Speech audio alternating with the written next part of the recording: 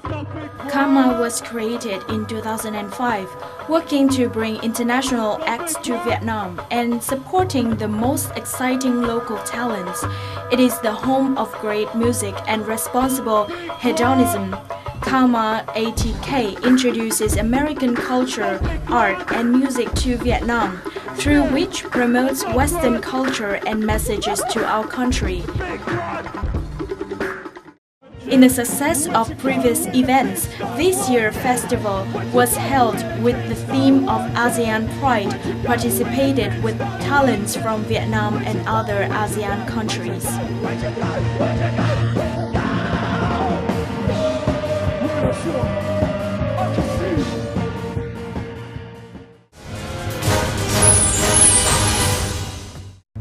Hello everyone, and you're watching Sharing Vietnam on VTC10 Net Viet. Today it is more unconventional for us to share with you a diversity in terms of gender showcase in a festival in Vietnam organized by Karma, as we have introduced the organizations in the previous clip for you. Now we shall welcome our guest speaker today, Dan, and he will share with us more on how he has come up with the idea of the festival and how the US Embassy has supported this program. Thank you, Dan, so much for joining Sharing Vietnam today. So we know that this is not your first time organizing such festival in Vietnam. So can you share with us the purpose of having events like this in Vietnam? We focus a lot on events to showcase international and domestic music. What we really want to do is to help develop a music culture amongst Vietnamese youth through two ways. One, bring in international acts into Vietnam to perform and to show something different on the stage in Vietnam, at the same time as inviting Vietnamese performers to share the stage with international acts so that they can share and help some kind of development, mutual development. We do two big festivals, one being the annual Karma Festival, and this festival, which is ASEAN Music Festival, started last year. We organize in association with the US Embassy in Vietnam, and the festival has a theme, a focus each year. So last year we tried to choose a focus which is quite topical and interesting to festival goers, but also to open their eyes a little bit to the issues at hand. So last year our issue was the protection of IP rights, which is obviously a massive part of music performers across the world, and this year we're focusing on diversity, a celebration of diversity, particularly on LGBT focus. But it's the fact that through music you can bring people together. Through music you can attract some interest, and through that you can also open people's eyes to something very different. For bands that participate in this program, is there any criteria in choosing these bands? We get a lot of contact from bands from all over the world. We're quite lucky now. We've developed a lot of networks, both through Southeast Asia and internationally, through other promoters in the region. We don't really have a fixed structure. When we actually some bands we hunt down, some bands hunt us down. A lot of people are keen to come and perform in Vietnam. It's still a very new scene for live music. So in effect what we try to do on any given festival is to have a range of music, a range of performance. There's been a development in the Hanoi music scene or youth culture, basically, of a rock culture, a hip hop culture, and very, very close in some respects.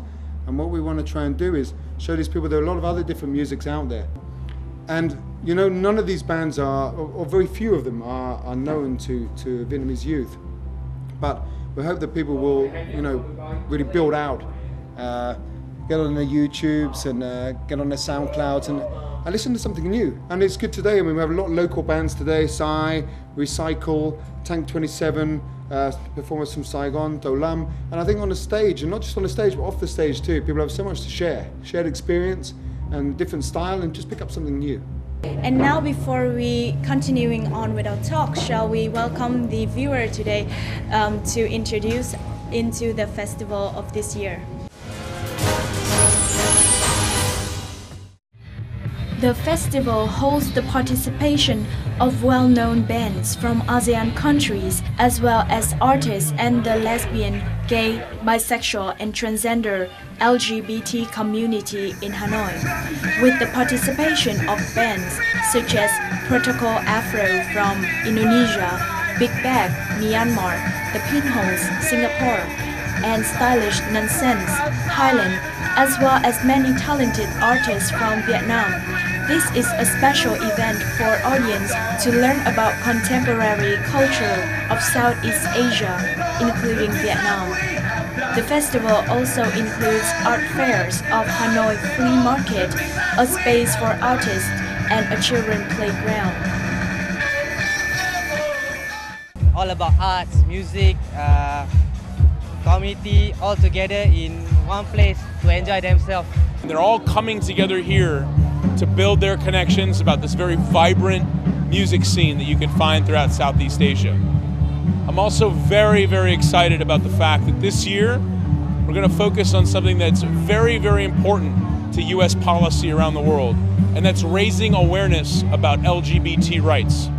So today, as part of this music festival, we're focusing on this very, very important issue, something that President Obama has spoken about, something that Secretary Kerry has spoken about. And we're using it as an opportunity for everyone to come together and talk more about the importance of this issue. I'm also excited that there's so many people from the international community who are here today.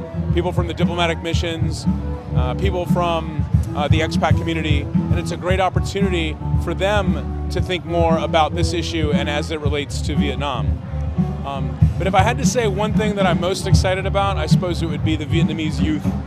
That this music fest was designed and specifically targeted for the ability for Vietnamese youth to come here, have a great day of entertainment, bands from all over Southeast Asia, and an opportunity for them to hear more about the important issues of LGBT and to hear about the important things that the U.S. Embassy and the U.S. Mission to Vietnam is doing in this great country. Besides promoting acculturations among ethnic groups in Southeast Asia, the festival aims to raise awareness about Asean Pride, events desire to eliminate barriers separating equality, as well as raising cohesion among the LGBT community. This is an important issue because it confirms basic freedoms that everyone can be proud of themselves, irrespective of gender. Với chương trình này thì em thấy nó có một quy mô rất là hoành tráng và em có thể cảm nhận được âm nhạc rất là hay và có thể sống cùng âm nhạc. Và đặc biệt là chủ đề của chương trình là thỏa sức thể hiện và năm nay thì theo em nghĩ thì chủ đề là nói về những người đồng tính, song tính hay là chuyển giới.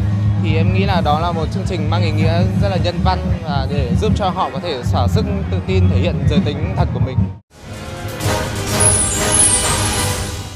So we know that the purpose of this year's festival is to promote the diversity in the culture of ASEAN, especially for the LGBT community. How do you deliver this message to our community? What we try to do is music can be a voice in many respects. People often harness music to try to enlighten people to new concepts and new ideas. So I hope today, I'm sure a lot of people who came down today have no knowledge or understanding at all of the LGBT scene, whether it's in Vietnam or whether it's on a wider field, Southeast Asia or internationally as a whole. But we have a lot of strong presence. All of the grassroots LGBT community groups in Vietnam are presented here today. We have several LGBT artists as well. And I think through that it will help people break down their own barriers in their own minds. There's nothing political about what we do. It's totally a celebration. That we are different. People are different, and there's nothing to shy about that. And why is it such importance to share this message and to get the Vietnamese youth as well as the Vietnamese community to actually know about this message and have their own opinion as well about this message? Everything that's socially and a social issue is important in its own way. is something that, generally speaking, is something largely unspoken of in Vietnam, maybe poorly understood.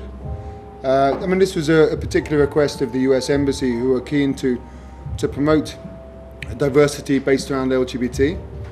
We were very keen to join them on that, to introduce something new.